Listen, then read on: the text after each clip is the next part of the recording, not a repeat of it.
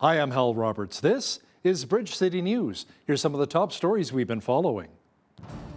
The Kenney government shuffled its cabinet today. We will talk about who's receiving new portfolios. A federal judge has slapped the wrists of the Trudeau Liberals for not giving summer jobs grant money to a Christian university. And live wrestling is back in Lethbridge for the first time since last October. We have details about what fans can expect from Pure Power Wrestling. Your nation, your province, your southern Alberta. From the heart of Lethbridge, it's Bridge City News with Hal Roberts. Thanks so much for joining us. Federal Conservative leader Aaron O'Toole made a stop in Calgary on Thursday, saying his party would revamp the country's fiscal stabilization program. The announcement comes a day after Prime Minister Trudeau was in the Stampede City giving final approval of a multi-billion-dollar LRT project. O'Toole says the fiscal stabilization program will shore up provincial finances when there's a sudden drop in revenue. The proposal would give Alberta around $4 billion in rebates, leaving around $1 billion for the rest of Canada. In 2019, Canada's premiers unanimously endorsed a proposal to reform the fiscal stabilization program. Canada's Conservatives are committed to implementing the proposed changes and ensuring that provinces like Alberta receive retroactive compensation that your government can reinvest into programs creating jobs. This will give $5 billion back to those that were paying more than their fair share during some of their hardest years. While this equalization rebate will help several provinces, it will help Alberta the most. It will provide $4 billion to the people of Alberta, giving you back some of the extra money you've paid during the last few difficult years.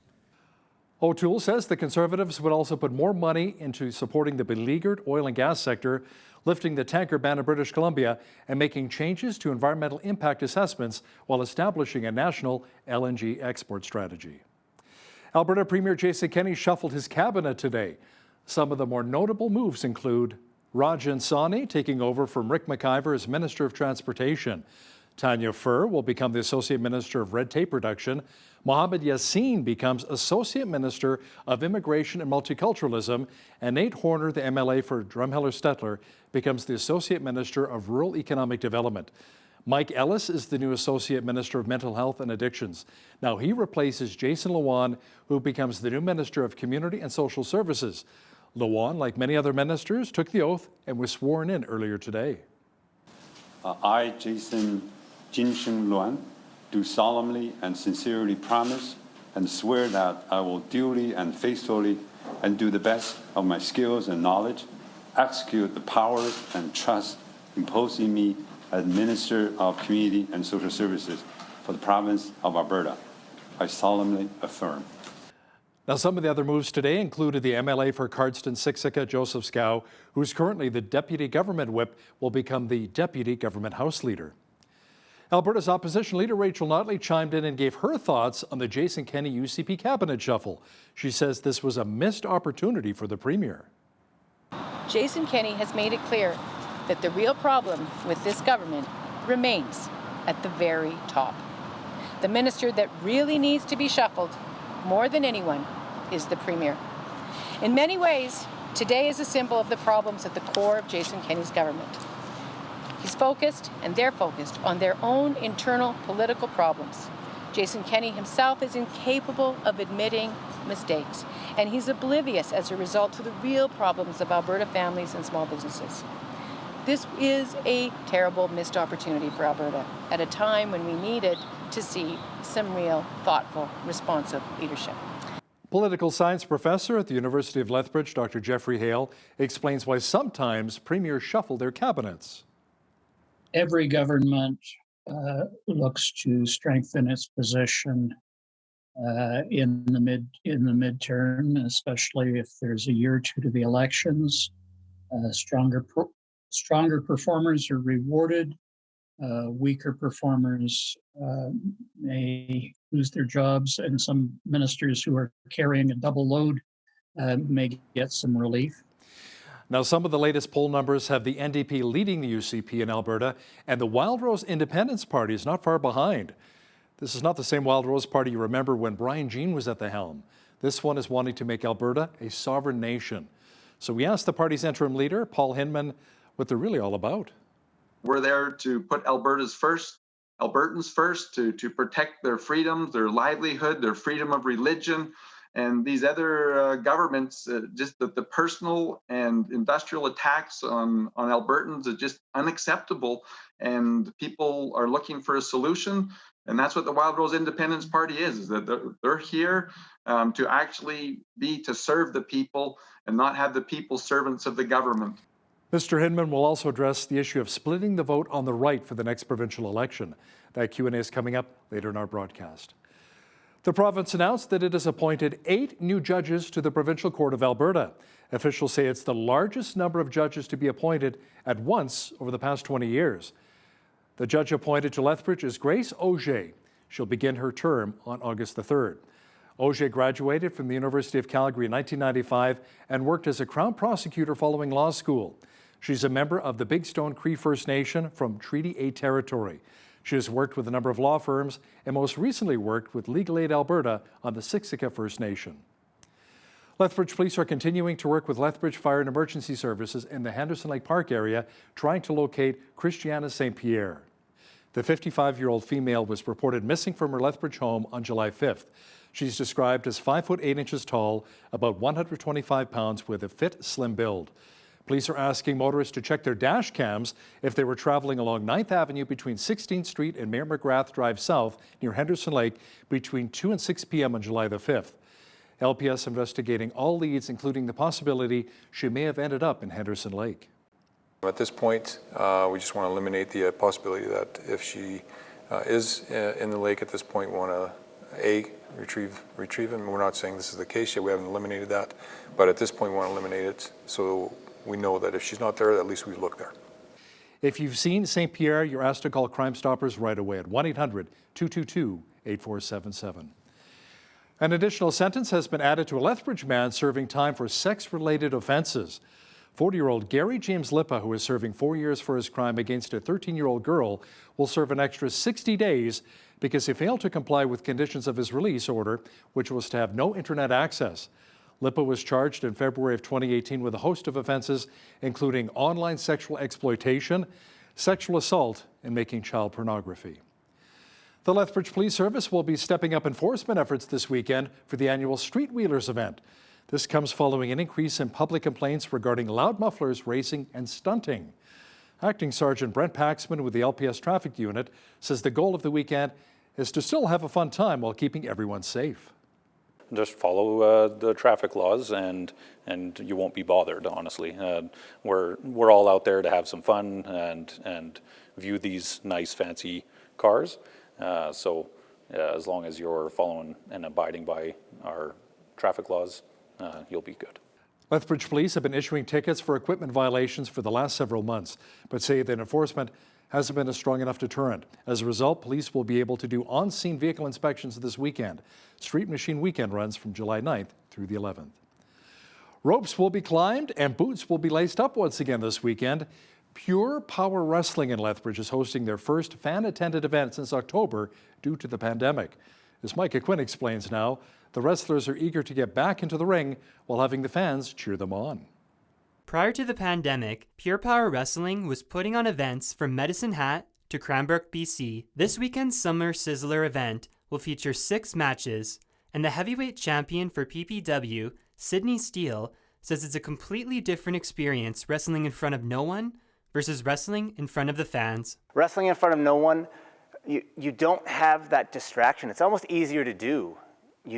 You're able to focus 100% on your opponent, on the match, and on winning, whereas when you've got that packed house full of people, you've constantly got the distractions of people yelling at you, you've constantly got the distractions of people cheering, but it also adds a level of energy to the event that you absolutely can't replicate in a closed environment with no fans there. Steele says it takes hours in the ring and gym to dedicate yourself to becoming a wrestler.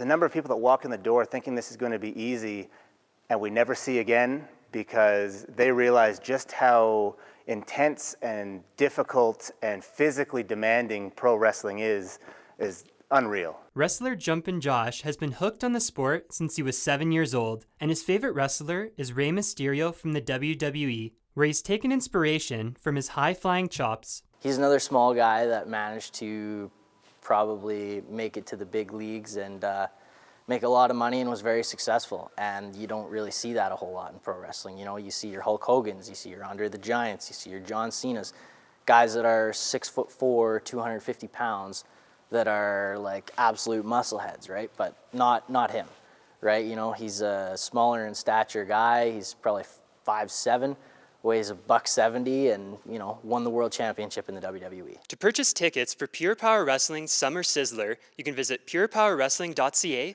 or visit the King of Trade. For Bridge City News, I'm Micah Quinn. After 16 months, live music is back. With Alberta entering stage 3 of its Open for Summer plan, entertainment venues can now reopen, giving local musicians the chance to entertain a live crowd once again. The owner of Honker's Pub and Eatery, Vicky Vandenhoek, says Lethbridge is filled with lots of great venues, which will be offering live entertainment throughout the summer. It's going to be a busy summer, and there's so many venues around Lethbridge that are offering live music, and so that's a really good thing for Lethbridge, and to bring in people from outside the community or just entertain those here. But Lethbridge is a great place for people to come and visit, and there's probably not one night of the week that they can't find any live music anywhere, even if it's a comedy act or different things like that. It's just really good, and I think this is what Lethbridge needs right now. As we recharge and get right back into the live music scene, it's going to be awesome. Vandenhoek adds, since the restrictions were lifted last weekend, demand for time slots to get a chance to perform has skyrocketed. The BC and federal governments reached an agreement on funding for $10 a day daycare. BC Premier John Horgan and Prime Minister Justin Trudeau say the two governments have agreed to the proposal for kids under the age of 6 before 2026. The pact would create up to 30,000 spaces in BC while cutting fees in half for regulated spaces by next year. We no longer have patchwork systems here in British Columbia. We have seen a dramatic reduction in costs for families right across the board. And with a $3.2 billion investment from the federal government over the next 5 years, we can and will get to $10 a day in British Columbia, as we had predicted, as the advocates had hoped and had constantly pushed us to get to. Now we can achieve that. BC is the first province to accept Ottawa's proposal of subsidized childcare offered in the last federal budget. Manitoba Premier Brian Pallister says the statues of Queen Elizabeth and Queen Victoria, which were pulled down, will be restored and put back up again. The statues were toppled on Canada Day during a protest over the deaths of Indigenous children at residential schools. We all understand, and we should understand, that tearing down is a lot simpler than building up. But building up is what we have to dedicate ourselves to. And I believe that Canada has been and will always be, I hope, a nation that is an example to those around the world of our dedication to building something better. We are not a perfect country, but we're a lot closer than a lot of other countries to being perfect. And we need to dedicate ourselves to that construction project that is Canada. A federal judge has ruled that an Ontario Christian university that was barred access to the Canada Summer Jobs Program did not receive funding simply because it was a Christian institution. Justice Richard Mosley ruled that the Trudeau Liberals breached procedural fairness in its treatment of Redeemer University, which is a private Christian liberal arts university in Hamilton, Ontario. They had denied the school funding based solely on its opposition to same-sex marriage. The judges ordered the federal government to pay Redeemer's full legal costs, which amounted to $102,000. Back in 2019, Redeemer applied for just over $104,000 from the Canada Summer Jobs Grant Program in order to subsidize 11 temporary positions at the school, but was turned down. At the time, Redeemer had been participating in the Canada Summer Jobs Program since 2006 without incident. Emergency workers say they have given up hope trying to find survivors in a collapsed Florida condo building. They told sobbing families that there was no hope of finding life in the rubble. The mayor of Miami-Dade says the search has now turned into a recovery operation. It's now been exactly 2 weeks since Champlain Tower South collapsed, and over the last 14 days, you all know that our search and rescue teams from our local community, from around Florida, from around the country, and in fact around the world, have been digging through this collapse. They've used every possible strategy and every piece of technology available to them. Our tireless search and rescue teams have continued their efforts throughout the past day, and we're very grateful that the weather has allowed us to continue the work without any further delays. And through these efforts, we have recovered 8 more victims. So the total number of confirmed deaths is now at 54. 33 of those victims have been identified, and 33 next of kin notifications have been made. At this time, 200 people have been accounted for, and 86 people are potentially unaccounted for. So please join me in praying for those we have lost and those we are mourning. Police investigators in Haiti were combing through the home of assassinated President Jovenel Moïse just hours after he was killed by unidentified gunmen. Overall, nobody expected this. It was what the Prime Minister called a very tactical, well-planned out, well-financed attack, which raises a lot of questions that authorities don't believe will be answered anytime soon. Among them, who benefits from this? Why would they want to do this? The opposition has not issued any comment. Although experts say that Moïse, in a way, united the opposition. You know, they needed him to sort of push their agenda and fight against him. And that remains to be seen. Who else might have had the money to finance something like this and to want to see the president dead, and as well as what the next steps are. Another concern is the lack of security in Haiti. Haiti's a country of more than 11 million people, and there's about 9,000 police officers on the street, while experts say, about 30,000 are needed to maintain control. So this vacuum of power, it's unclear how it might be filled in the next couple of days. Well, we had kind of a mixed bag today. Some rain, lots of clouds, and then sunshine, and more of that hot summer sun is on the way. A full look at the weather picture is coming up. It turned out to be a beautiful day here in the city in Lethbridge. Sun mixed with cloud and not too hot. Tonight, a slight chance of showers developing with a low near 12. Friday, expect just a few clouds developing with a high near 28. Saturday, the clouds should clear out and the mercury will climb to 33. Sunday, sunny and hot again with a high near 30. The clouds return again on Monday and Tuesday with a high expected of 27 for both days. Wednesday, slightly warmer under partly cloudy sky with a high near 29. Checking the almanac, the average high for this time of year is 25 degrees and an average low of 10. The highest temperature on this date was recorded in 2001 at 33 degrees, and the record low was a chilly 4 degrees in 1971. The sun rose at 5:34 and will set at 9:40. Let's see how Friday's shaping up across our home and native land.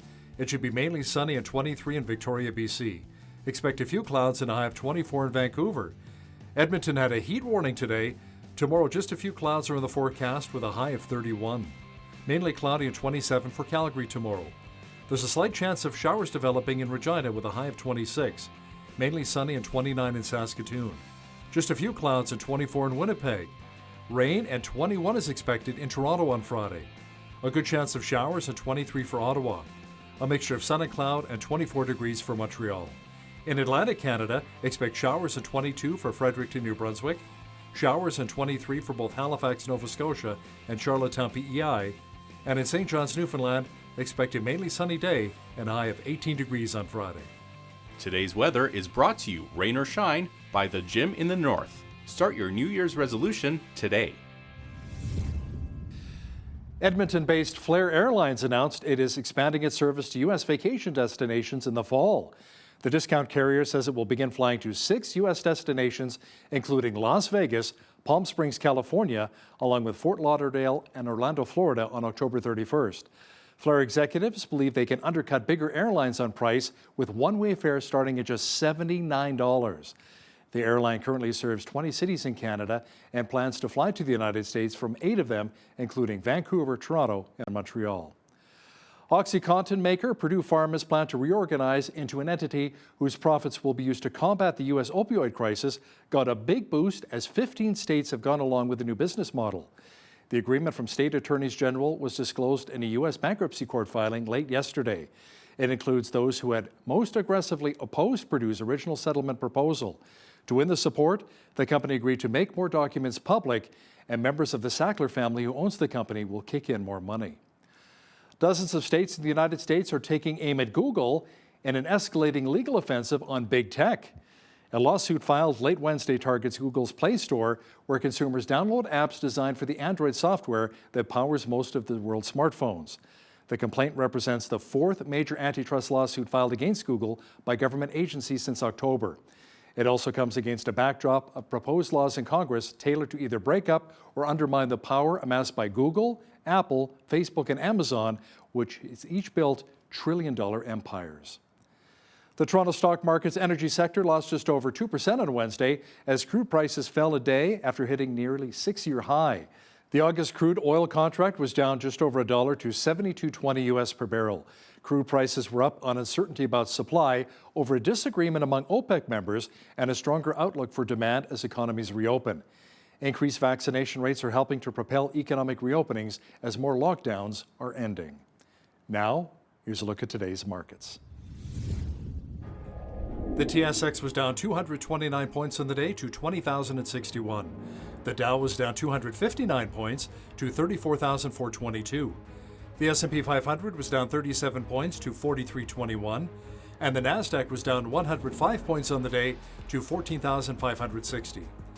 West Texas Intermediate Oil was up 74 cents to $72.94 US per barrel. Natural gas was up 9 cents to $3.69 US. Gold was down 6 cents to $18.0278 US an ounce, and silver was even at $25.93 US an ounce. Wheat is at $369 per metric ton, barley's at $365, canola's at $8.12, and corn is at $405 per metric ton. Live cattle were down $1.33 to $119.75, feeder cattle were down $1.68 to $157.33, and lean hogs were down 3 cents to $100.38. The Canadian dollar was up slightly over the past 24 hours to 79.81 US.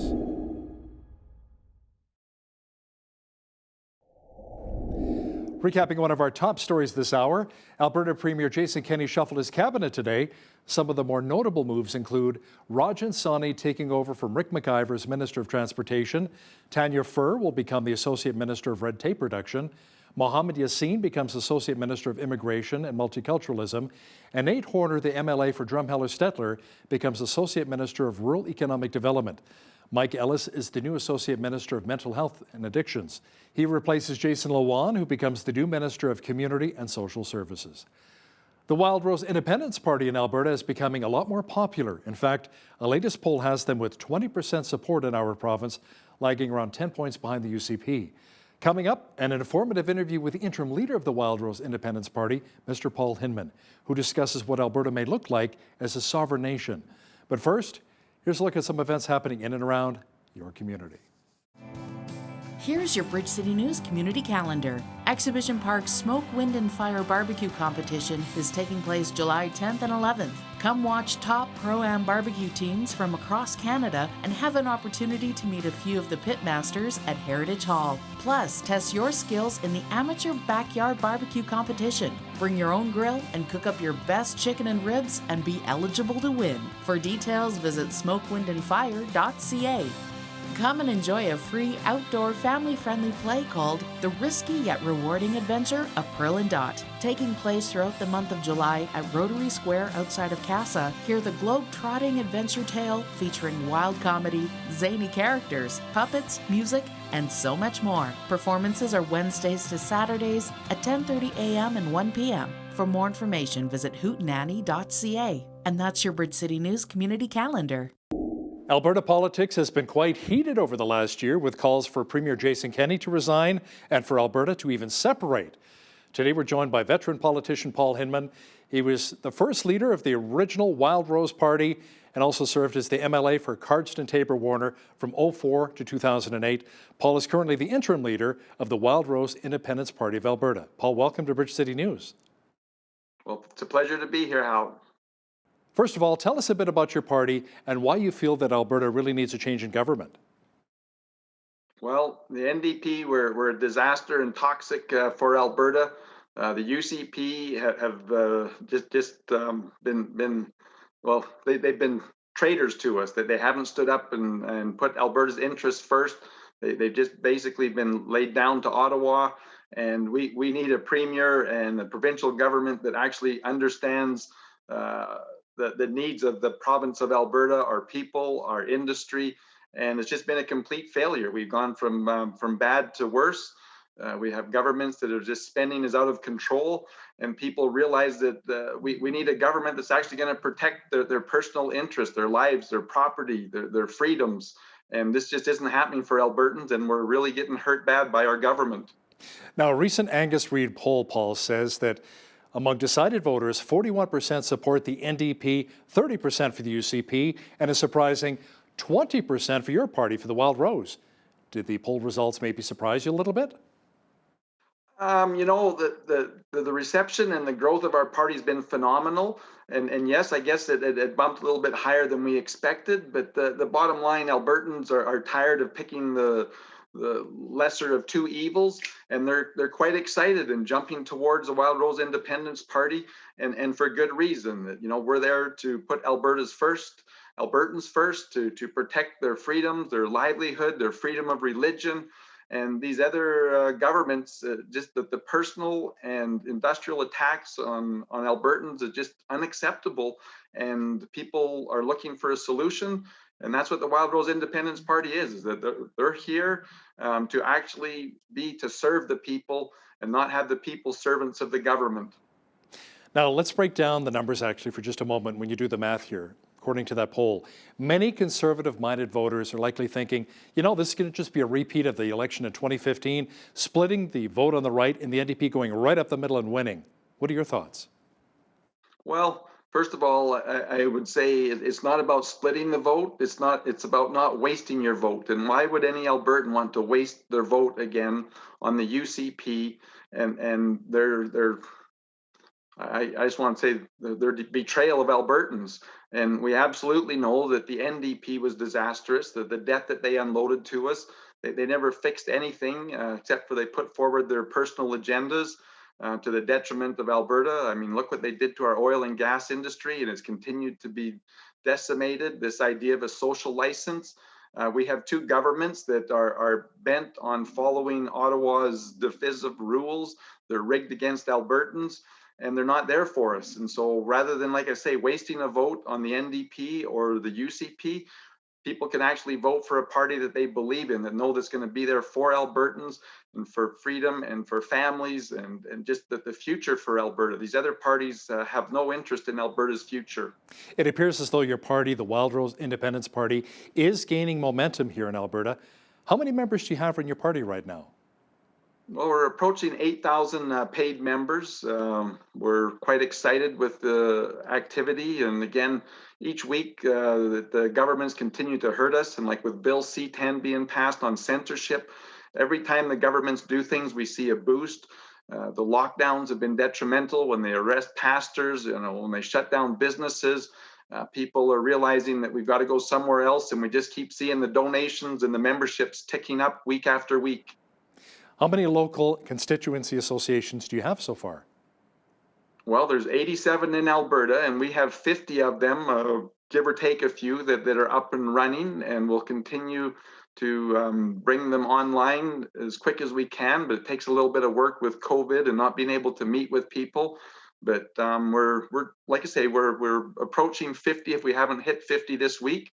And we have a pipeline of CA people that are wanting to get up and running, and it's just been enjoyable to work with the different groups that are excited to be part of this movement. Now, Paul, realistically, will you have a shot at having a candidate in each Alberta riding in 2023? I'm very confident we will. You know, back in 2008, we were able to fill the slate.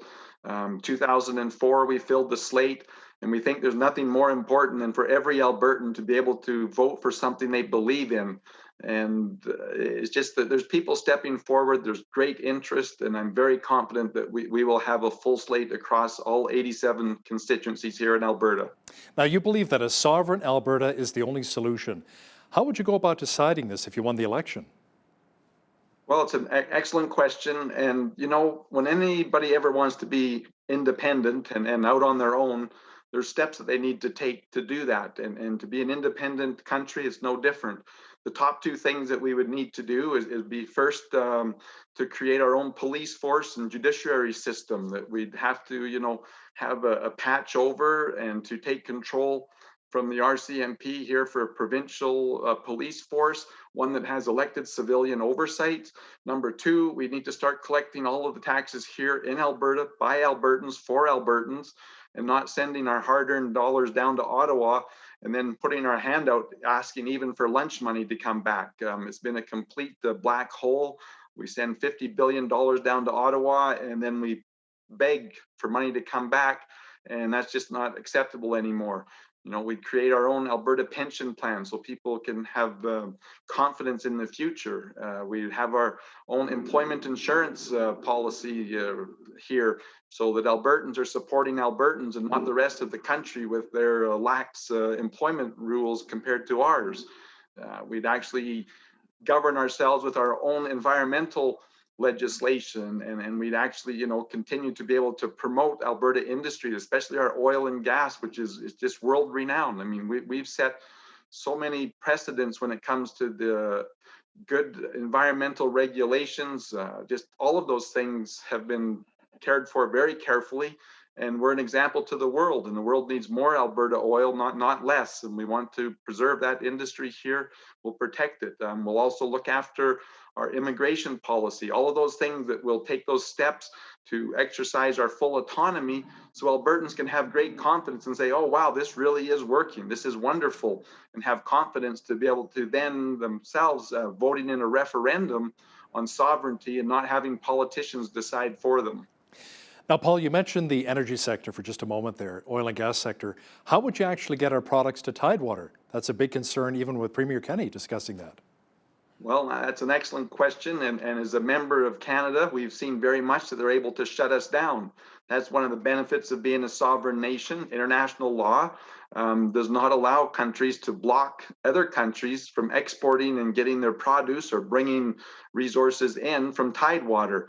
We'd actually be in a much better position, but not only that, you know, the Eagle Spirit Energy Corridor, those Indigenous people are very anxious and wanting to deal and to get a corridor going through northern BC. And I just think that the opportunity would be exciting as a Wildrose Independence government to be able to move forward on these issues and not be blocked anymore by our current federal government, who says we're not allowed to have that right, even though the Constitution says we have it.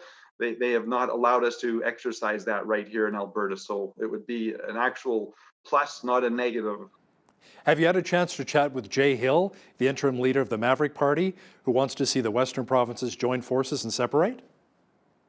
Yes, and Jay, I haven't spoken to him recently, but he's always said, you know, we need to try once more and to send MPs to vote no. I mean, the great benefit of the Maverick Party is bringing Western Canada together, and that's what we need to do.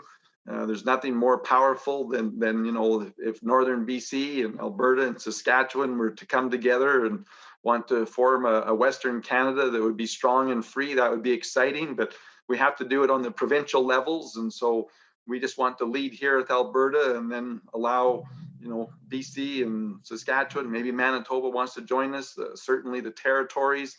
I just think it's an exciting opportunity to have a strong and free country as opposed to one that's got the ball and shackles of Ottawa telling us what we can and can't do. So, Paul, what are your thoughts on equalization payments? Has Alberta been giving too much, as Premier Kenney suggested?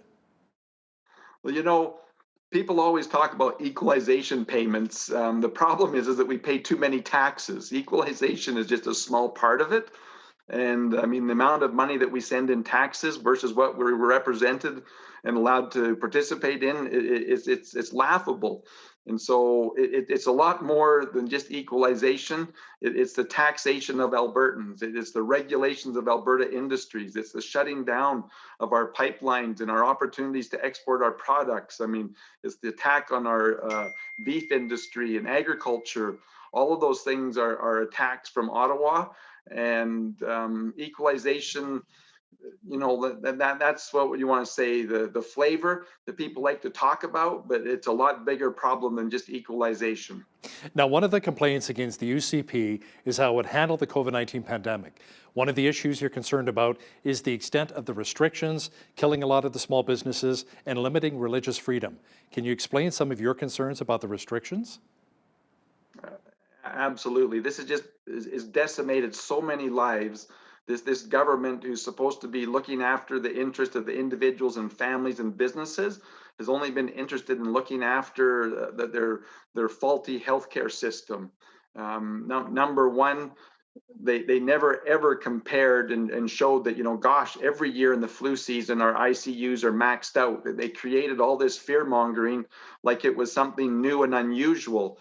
And, you know, they didn't even allow for treatment. You know, they canceled their own tests, I guess, if you want to say, like on ivermectin and hydroxychloroquine last July. They didn't pursue any answers. They just fell lock and step with the World Health Organization, which we know has not been in the best interest of people outside of China. And again, the way this government is picking and choose, you know, what industries can be open. It's okay for hundreds and thousands of people to go to Costco and to Walmart, but we can't have 200 people attend a church.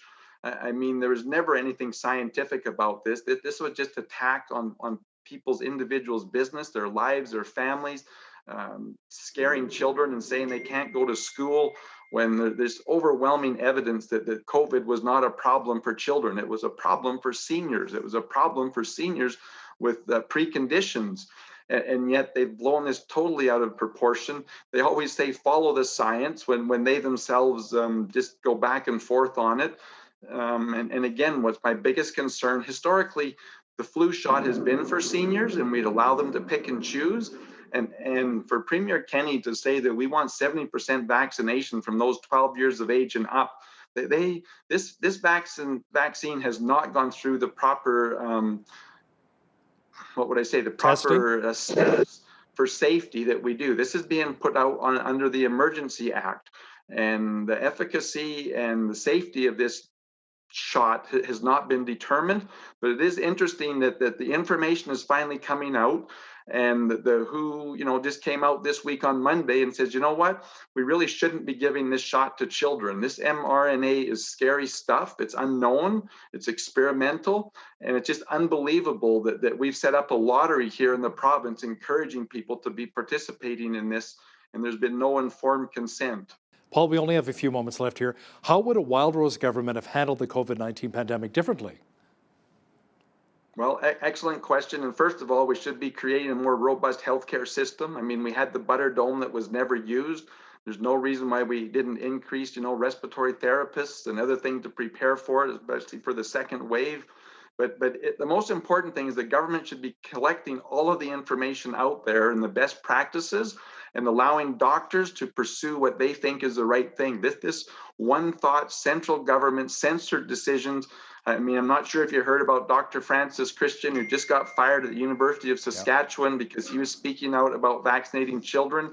I mean, this is totalitarian, authoritarian thuggery, where academia and individuals' lives are being threatened if you don't go along with the government's dictates. And it's just unbelievable to me, the situation that we're in. And what government's job is to collect that information, disseminate it, and to allow professionals, whether it's doctors or nurses or whatever, to use their best judgment and their years of practice to actually be treating individuals. And this idea of the dog chasing its tail with those PCR tests, which we know had an inflated number of false positives to scare people. Everything the government did was about fear mongering and taking away people's hopes, scaring our children, saying, don't go visit your grandparents, you know, you might be the one who kills them. everything was backwards. When you listen to someone like Lieutenant Colonel David Redmond, who specializes and was an actual emergency act specialist, we've done everything wrong. You don't turn over the province and the economy to a doctor to shut everything down. And again, they didn't treat people as individuals. They just were treating numbers. All we ever heard time and time again was we need to protect our healthcare system, but they never increased the capacity, the robustness. We've been, our healthcare system has been overrun for 20 years. And yet, do we have more hospitals, more nurses? Do we have more facilities and treatments? No, we don't. And we spent billions of dollars and still have nothing to show for it. And it's the same with our senior care facilities. We should have been increasing those senior care facilities and creating isolation places. So many things that should have been done that weren't. And this government has no interest in Albertans or in their businesses. They only have interest in their healthcare system. And I want to say just a facade of virtue signaling, which has not been in the interest of Albertans. Paul Hinman is the interim leader of the Wildrose Independence Party of Alberta. Paul, thanks so much for your time today. Thanks for having me. Look forward to it again. Well, we live in a crazy world these days, and it can be a real challenge for our young people as they graduate from high school or college and step out into the real world. But what does it mean to be an adult anyway? And what kind of behavior should we be exhibiting? Joining me to discuss this is Josh Burnett. He is the owner of a Chick-fil-A restaurant in Yorktown, Virginia, and he's the co-author of the book, Adulting 101, Book 2. Welcome to Bridge City News, Josh. So great to have you on today. Thank you so much for the opportunity, Jeanette. I really appreciate it. Absolutely. Now, your first book, Adulting 101, #Wisdom for Life, became an Amazon bestseller. So what's different about this second book? Sure. So the genesis of this whole project is, as a Chick-fil-A owner-operator, I have the privilege to work with a lot of students.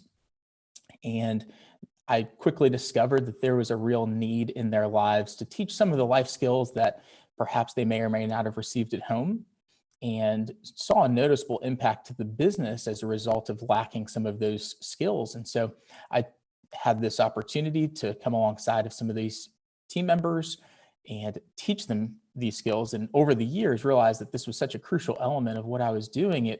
I had a chance to be a part of their progression and maturing into an adult.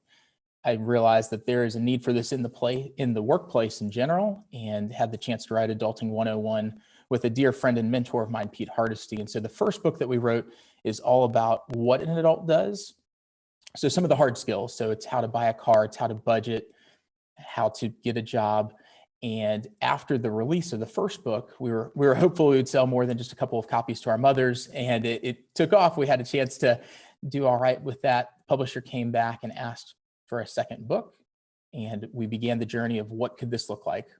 And with that, we engaged those same students, and we discovered there was really a need for clarity around what healthy adulthood looks like. And so it was a lot more of the soft skills that come alongside of that, and that is what the why that a second book exists. Oh, that's amazing. What a niche to fill. And also, being the owner of a Chick-fil-A, you are hiring those really young students, like some of them 14, 15 years old, I'm sure. Some of them Absolutely. probably not even quite in high school yet. So today's millennials are typically highly educated. We're talking some of the older ones maybe, but it seems that they're missing some key life skill strategies and perhaps some good character traits, kind of like what you were saying. Now, Josh, you point out that nearly a third of young people also suffer from anxiety. That's a really high number. Yes. So I think there's a couple of things that are associated with that. There's a lot of young folks today that do struggle with anxiety, but it doesn't always have to go back to character traits that they did or did not learn. And for a lot of the young people, we are seeing the ramifications of how they were parented. So on different ends of the spectrum, you have parents that were very involved and sometimes overly involved in protecting their child. And we see the result of that as that young person adults, where they may not know how to do much, or they don't know how to fail well. And so being self-aware of that. On the other end, some of these students out of necessity grew up in homes where parents weren't as engaged or as involved. And because of that, they also are struggling to launch effectively because it wasn't modeled well. So what I'm running into is I have great-hearted young people that want to do the right thing, but really desire a model of what that healthy adulthood looks like. And that's what we hope to provide to them in book 2. That's great. Now, what advice do you have for the 20-somethings to enable them to mature and to overcome the tendency to worry so much and worry that they're not living, so that they're not living in a state of anxiety constantly? The first half of the book is really geared around this model of knowing yourself and then leading yourself, and then knowing others and leading others. And by being able to do those effectively, we think that you will mature into a healthy adult. This is a great launching point, a great discussion guide for people to come alongside of those students and to really use this as a resource along that journey with them. But for a lot of the students I work with, a big piece of it's self-awareness. So they have a desire to be who they want to be, and you need to accept me for me. And what I try to share with them is being self-aware is so much more than that. It's really figuring out who you are in a deeper level and showcasing that for them so that they can launch more healthily into adulthood. So a lot of that anxiety can stem from not really knowing where their value comes from and trying to find it in all of these other areas that they think will give them life. Interesting. Now, one of the issues that you tackle in the book also is social media. And of course, that can be a huge source of anxiety for teens and young people. So many teens and millennials do spend so much time in front of a screen. So how does this affect them? And is there a way to rein in that screen time and become more inclined to do things face to face?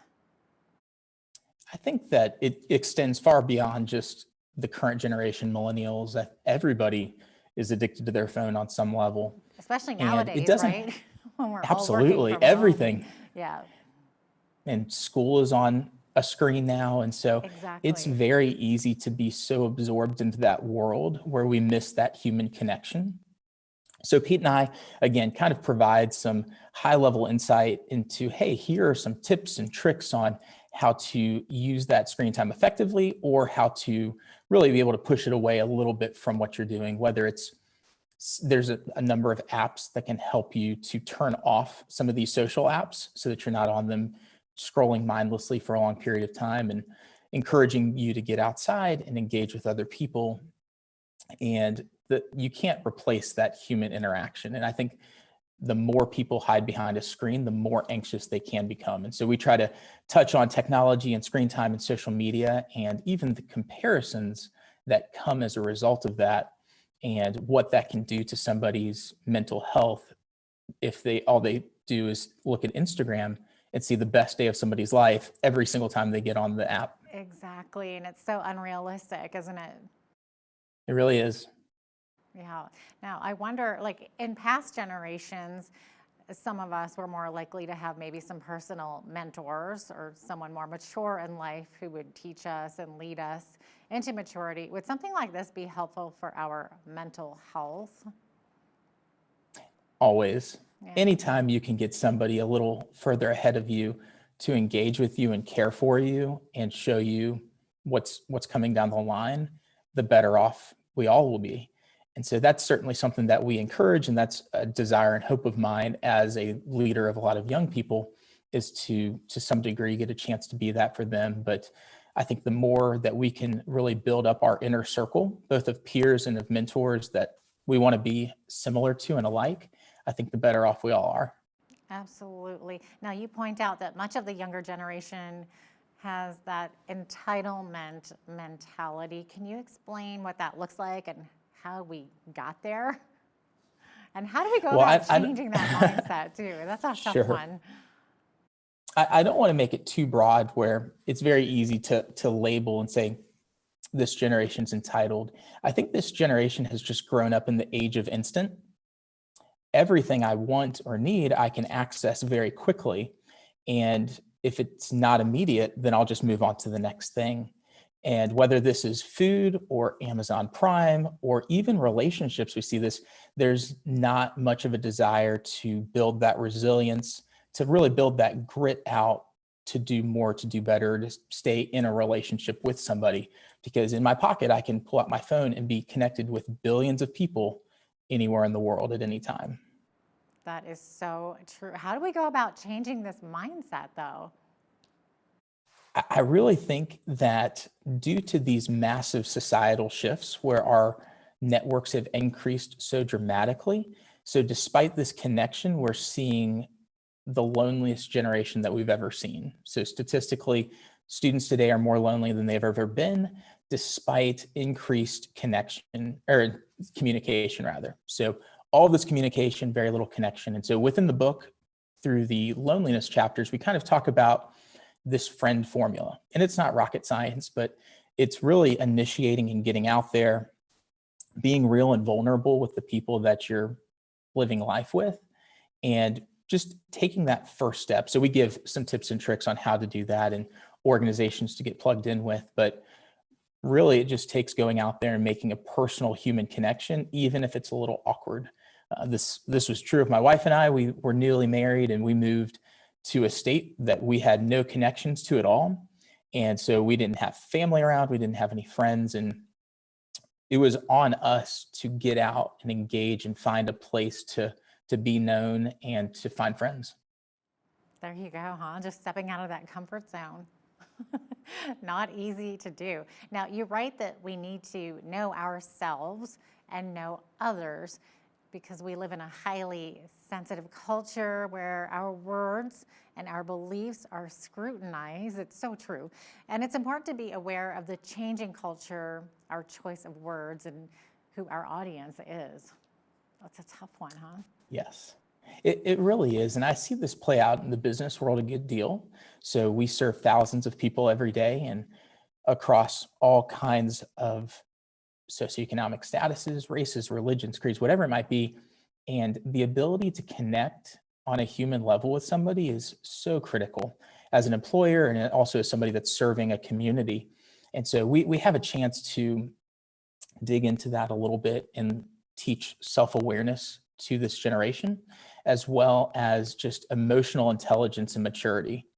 When I look at people that have come through my restaurant and my organization into leadership, the skill that is oftentimes the biggest struggle is being able to be emotionally intelligent and to engage in a way that both parties can walk away from that time feeling better and feeling heard.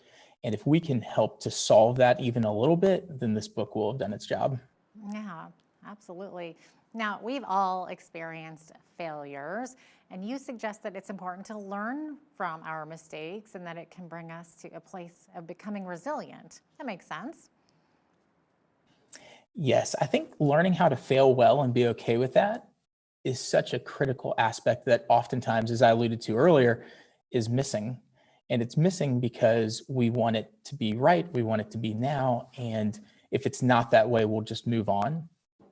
There was a sign that went viral a few years ago of a local Catholic boys' school out in Little Rock, and there was a sign on the front door that said, "Stop. If you are bringing your son's homework, their lunch, their equipment, whatever it might be, turn around and go home. Your son will be fine, and they will figure out how to problem solve in your absence." And I think this is just a great reminder, whether you're parenting somebody that's launching into adulthood, or if you're that person trying to launch yourself, that failures are really okay.